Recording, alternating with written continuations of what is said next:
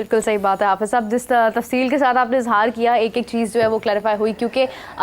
अभी तक काफ़ी लोग ये सोच रहे हैं कि एग्जैक्टली शायद हो सकता है इंडिया जो है वो बाजी ले जाए, पहला मैच है, लेकिन एक पहलू बांग्लादेश का भी है, क्योंकि मुझे ऐसा लगता है कि कहीं ना कहीं बॉलिंग इतनी एग्रेसिव हो सकती है कि हालात मुश्किल पैदा हो सकते हैं बांग्लादेश के लिए, लेकिन कुछ भी कहना कबल अज़ वक्त है। हाफिज़ साहब, बहुत सारी रिकॉर्ड्स भी टूटते हैं खिलाड़ी जब खेलते हैं, विराट कोहली वैसे भी कई मरतबा सचिन तेंदुलकर के रिकॉर्ड्स तोड़ चुके हैं। अगर हम देखते हैं तो अभी उन्होंने उनके टेस्ट के जो रन्स थे उसका भी रिकॉर्ड तोड़ा, और इसी के साथ साथ अगर हम बुमराह की बात करते हैं तो जसप्रीत बुमराह 400 विकेट्स लेने वाले जो हैं वो बॉलर बन गया,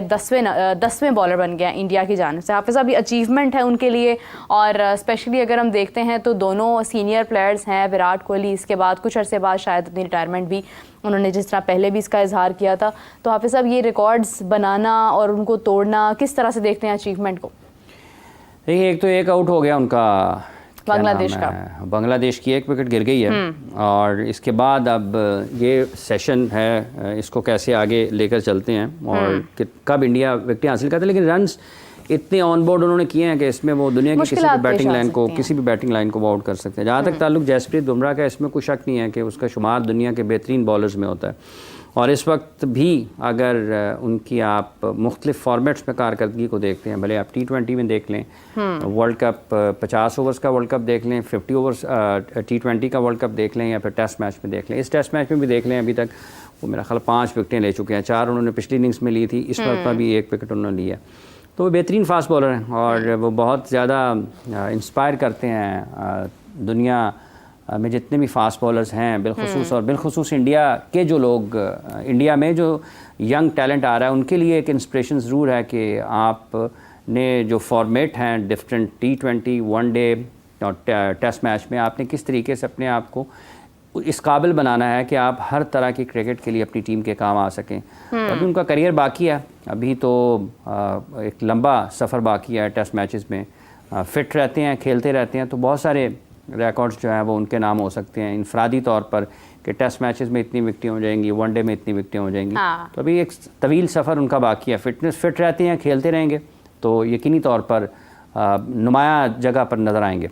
बिल्कुल सही बात है। हाफिज़ साहब, अब बात करते हैं चैम्पियंस कप के हवाले से बहुत सारी चीज़ें सामने आ रही हैं, उन जिनका इजहार उनको वेरीफाई करने के बाद मैं आपके साथ करूंगी, लेकिन अभी फ़िलहाल मैच पर बात करते हैं, क्योंकि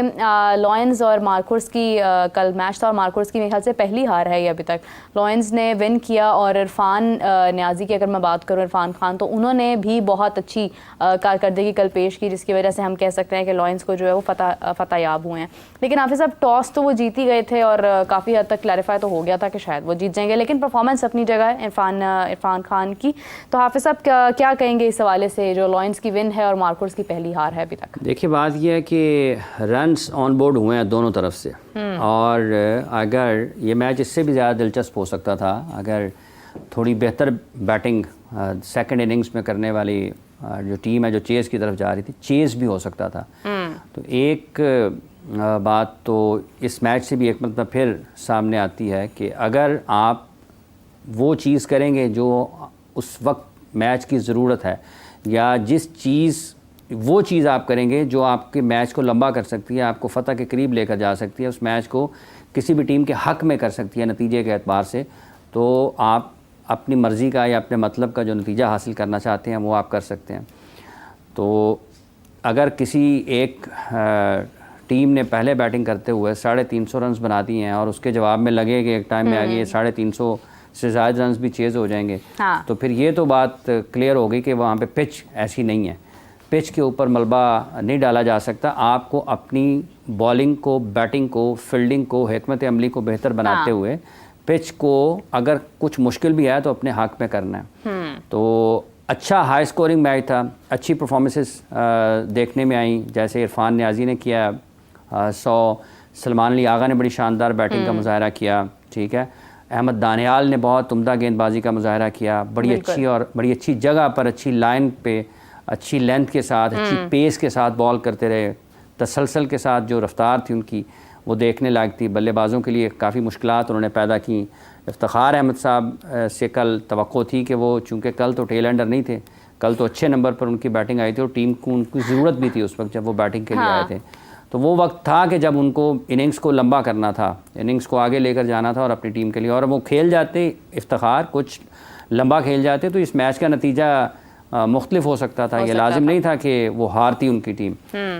उसके अलावा भी देखें, हालांकि उनका कंट्रीब्यूशन नहीं है उसमें, ठीक है, उसके अलावा भी एक दो टॉप कैरेक्टर्स का उनका कंट्रीब्यूशन नहीं है, उसके बावजूद मैच जो है वो करीब गया उसके। सलमान अली आगा की बैटिंग को देखें तो ये मजमूई तौर पर एक दो अच्छी टीमों का मैच था जिसमें दोनों टीमों में बड़े बासलाहियत कैरेक्टर्स मौजूद थे। इनफरादी तौर पर भी उन्होंने बेहतर खेल का मुजाहरा किया।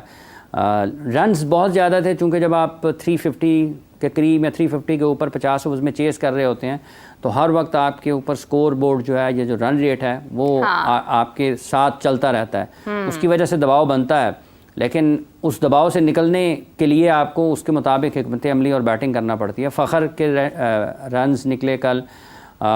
थोड़ा बेहतर, थोड़ा वक्त और खेल जाते तो उनकी टीम के लिए और फ़ायदा होता, लेकिन क्रेडिट देना पड़ेगा कि कहीं कहीं जो बॉलिंग है वो भी अच्छी हुई, और अच्छी जो लोग क्रिकेट देखने के लिए आना चाहते हैं कि आप हाई स्कोरिंग मैचेस हों,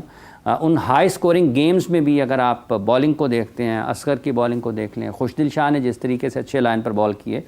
तो वो देखने लायक थी चीज़ें। ये सारे इस्टेब्लिश क्रिकेटर्स हैं। अहमद दानियाल अभी नहीं वहाँ उस सतह पर आए हैं, LQ की तरफ से, वो लाहौर कलंदर्स की तरफ से PSL में सामने आए थे, लेकिन कल के मैच में उन्होंने बड़ी अच्छी, वो फर्स्ट क्लास क्रिकेट भी एक दो बरसों से खेलते हुए नज़र आ रहे हैं, वहाँ पर भी वो परफॉर्म करते हैं, फर्स्ट क्लास क्रिकेट में भी विकेटें लेते हैं। तो कल उन्होंने बड़ी अच्छी गेंदबाजी का मुजाहरा किया। असगर जो है लेफ्ट आर्म स्पिनर, वो भी बहुत अच्छी गेंदबाजी करते हुए दिखाई देते हैं, कंट्रोल बड़ा अच्छा है, स्टंप्स को जिस जगह पर एक स्पिनर बॉल करके बैट्समैन के लिए मुश्किलात पैदा करता है वो उन्होंने उस जगह पर उस एरियाज़ को हिट करते रहे। बिल्कुल सही बात है हाफिज़ साहब, क्योंकि इसके बाद हमारी अगली सीरीज़ जो है वो इंग्लैंड टेस्ट सीरीज़ हैं और